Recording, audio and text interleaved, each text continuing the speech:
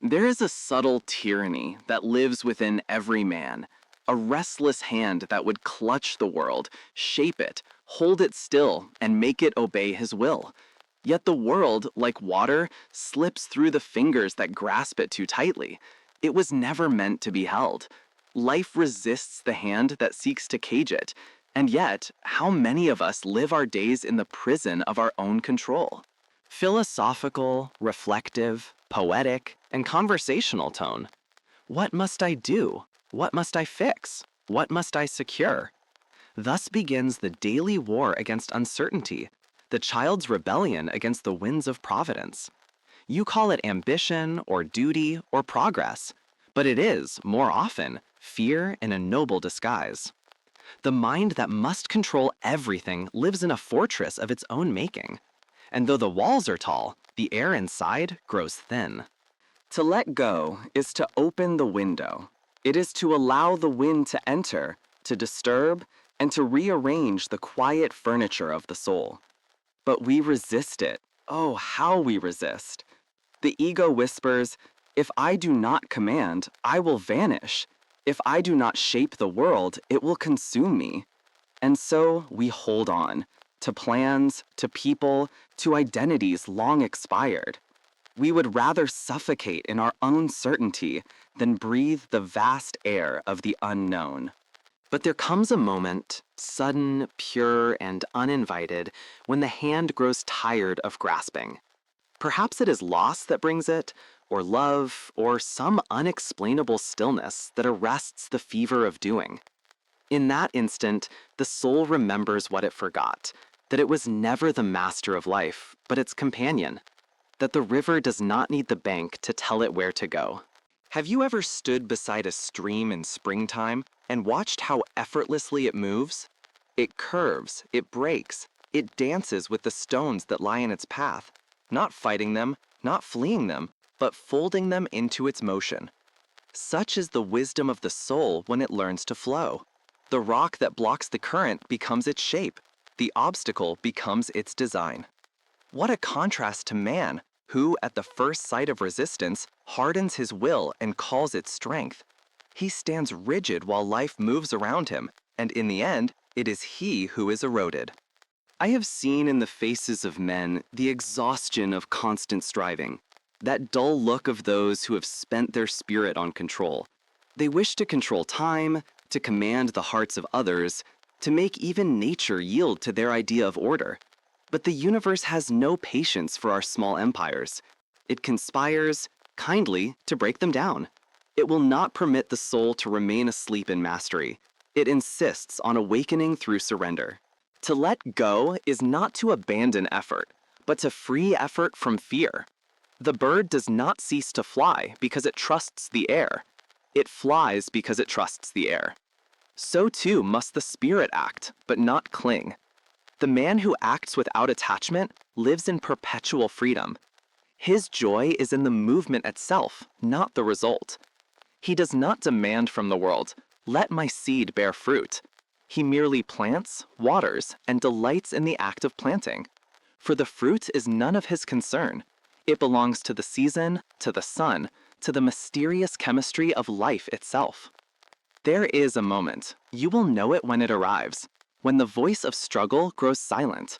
You will no longer wish to bend the wind to your direction. You will hear it sing through the branches and realize that it was never your enemy. You will laugh at your own insistence on steering the stars. In that laughter, life begins.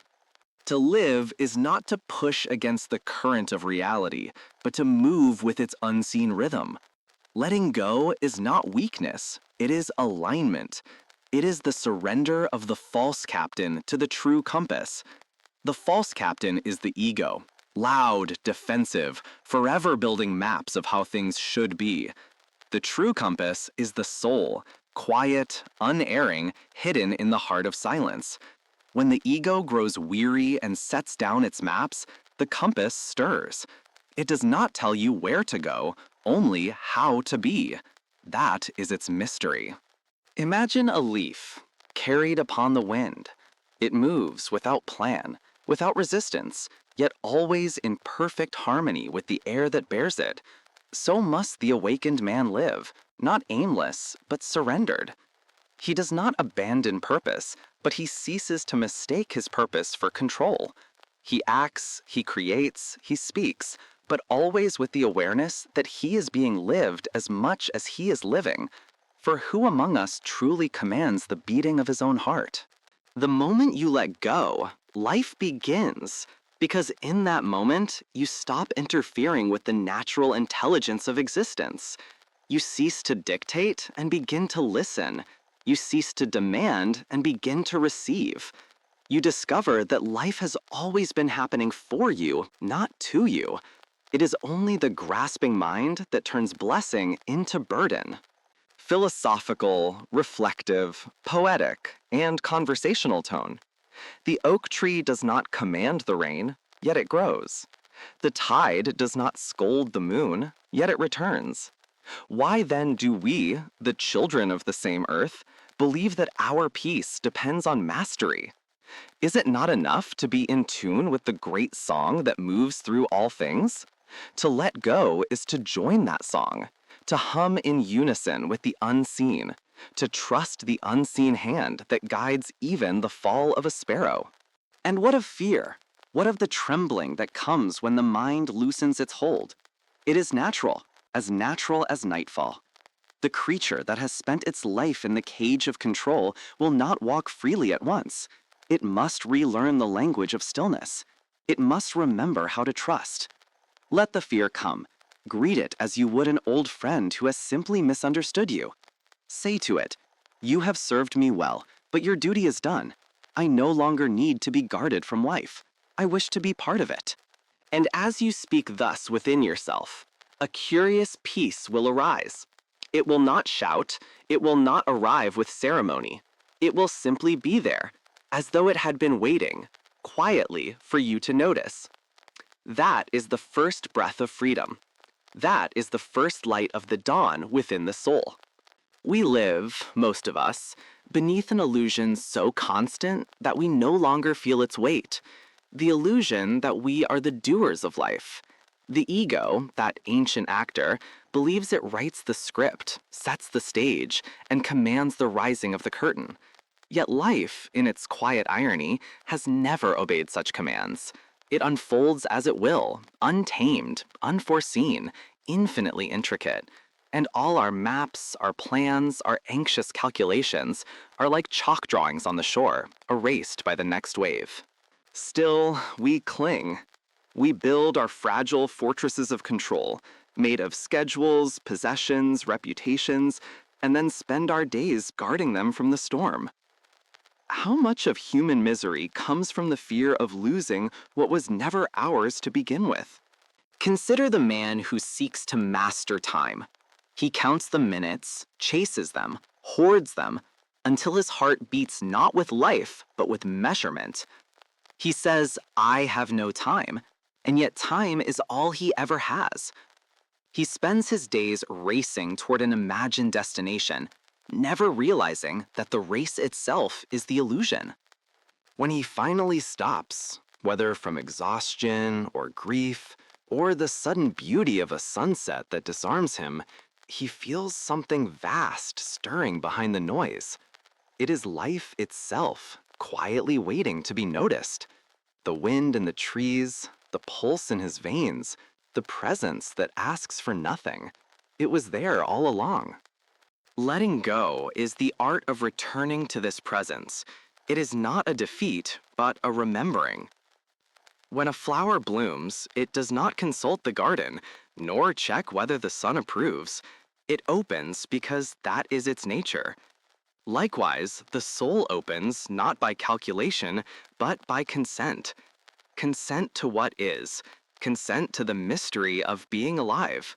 Yet we are taught from childhood to grasp, to hold fast to every certainty, every name, every belief that promises safety. We are told that control is strength. But look closely. The tree that bends in the storm survives. The one that resists is broken. Nature itself reveals the paradox, that power lives in flexibility, not rigidity. I once knew a man whose life was consumed by perfection. His work, his home, his very thoughts were polished, ordered, and exact. Yet beneath that order lived a quiet terror, the fear that if even one thread unraveled, his entire world would collapse. He mistook control for peace, but peace cannot be held, it can only be entered. When at last the chaos he feared arrived, when loss came and tore through his careful design, something unexpected happened. In the ashes of what he called failure, he found breath, he found silence. He found for the first time the beauty of not knowing. That is the strange mercy of life. It dismantles what imprisons us, often against our will. You see, the illusion of control blinds us to the sacred rhythm that sustains all things. The seed does not demand to become a tree, it surrenders to the soil.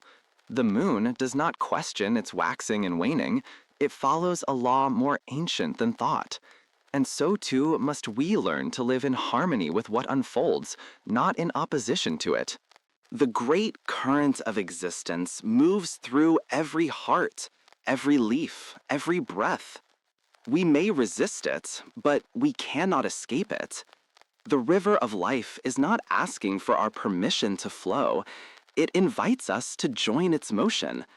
The only real tragedy is to remain standing on the shore, insisting that the river obey our design. And so, letting go becomes a form of participation, not withdrawal. The surrendered soul does not retreat from life, it merges with it. When you cease to force the world into the shape of your desire, you begin to perceive its true form, fluid, luminous, alive. You see that what you once called failure was simply the universe redirecting you to where you truly belong. Ask yourself, how many moments of grace have you missed while trying to control what cannot be controlled? How many mornings have passed unseen because you were busy fixing the future? The mind, obsessed with control, lives in tomorrow. The spirit, surrendered, lives in eternity, which is only another name for now. To let go is to become intimate with the present. It is to meet life as it is, without judgment or agenda. It is to look upon the ordinary and see the miraculous. The bird that sings without reason, the rain that falls without need of your approval. These are lessons written in nature's own script. They whisper, "Be as we are, effortless, unguarded, whole." And what happens, you might ask, when we begin to live this way? Creativity awakens, joy awakens. The intellect, once enslaved to fear, becomes the servant of imagination. When you no longer seek to control life, you are finally free to create with it. The painter who trusts the brush, the poet who listens to silence, the thinker who allows truth to arise rather than seize it, all are witnesses to this freedom. Every act of beauty is born from surrender. The musician releases his will into rhythm. The dancer dissolves into motion.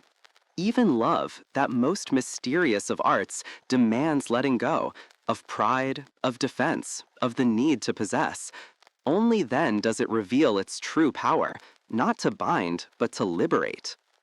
Letting go is the gateway through which all authentic living passes. Without it, we are but actors performing the same tired roles, mistaking control for life. With it, every breath becomes a miracle, every moment a revelation. Letting go is the gateway through which all authentic living passes. Without it, we are but actors performing the same tired roles, mistaking control for life. With it, every breath becomes a miracle, every moment a revelation. There is a deeper intelligence than thought, a wisdom woven into the very fabric of existence. When you let go, you do not fall into chaos, you fall into that wisdom.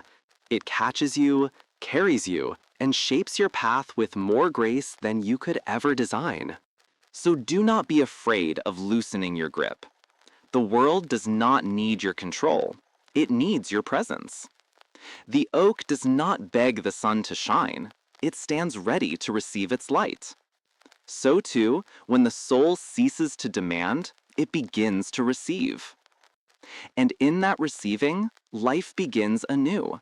Not the life of striving and resistance, but the quiet, steady life of belonging.